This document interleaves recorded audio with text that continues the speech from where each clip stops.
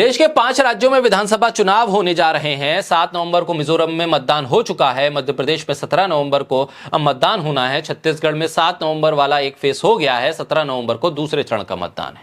राजस्थान में 23 नवंबर को वोट डाले जाएंगे और तेलंगाना में 30 नवंबर को वोट डाले जाएंगे। परिणाम 3 दिसंबर को आएंगे, जिस पर सबकी नजर है, जिसको लेकर कयास भी है। राजनीतिक पंडित इस पर बयान दे रहे हैं, आंकड़े दे रहे हैं। न्यूज चैनल अपने अपने सर्वे कर रहे हैं और वो भी आंकड़े दे रहे हैं। मध्य प्रदेश, राजस्थान, छत्तीसगढ़ में कांग्रेस और बीजेपी में सीधी टक्कर है, लेकिन ज्योतिषाचार्य भी अपने अपने आकलन और अनुमान लगा रहे हैं। आपको ज्योतिष पर विश्वास हो या ना हो, मोदी सरकार इसे साइंस मानती है, इसे प्रमोट करती है, उसे तो इस पर भरोसा है। लिहाजा अगर ज्योतिषाचार्य विधानसभा चुनाव पर कोई टिप्पणी या आंकड़े बता दें तो इसे कम से कम बीजेपी तो सही मानेगी ही।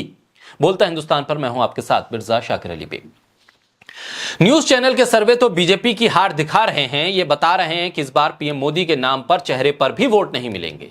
हालात इतने खराब हैं कि पीएम मोदी उस जोश से ना तो रैली कर रहे हैं, ना भाषण दे रहे हैं, और रैलियां भी गिनी चुनी हो रही हैं।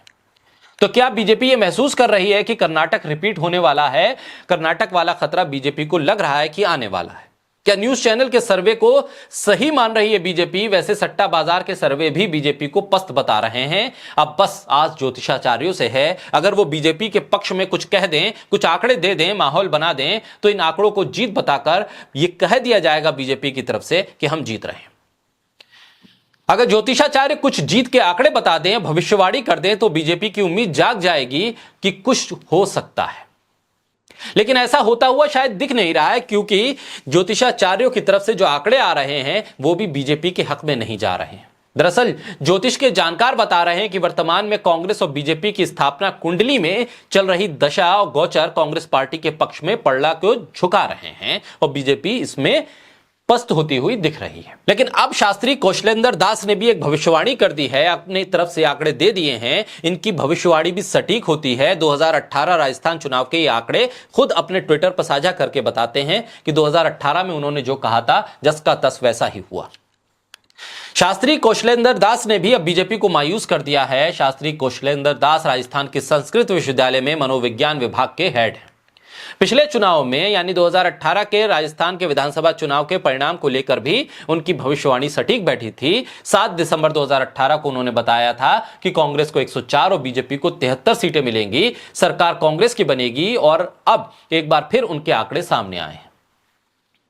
जब उनके आंकड़े सामने आए हैं तो यह लग रहा है कि क्या पिछली बार की तरह उनके आंकड़े इस बार भी सटीक बैठेंगे। उन्होंने अपने ट्विटर पर ट्वीट करते हुए लिखा कि राजस्थान के प्रतिष्ठित ज्योतिषियों ने ग्रह की चाल पर विचार एवं प्रश्न कुंडली के आधार पर राजस्थान की 200 सीटों के लिए अपनी भविष्यवाणी जाहिर की है, जिसमें भारतीय जनता पार्टी को 85 और कांग्रेस को 105 सीटें मिल रही हैं और अन्य के खाते में 10 जाएंगी।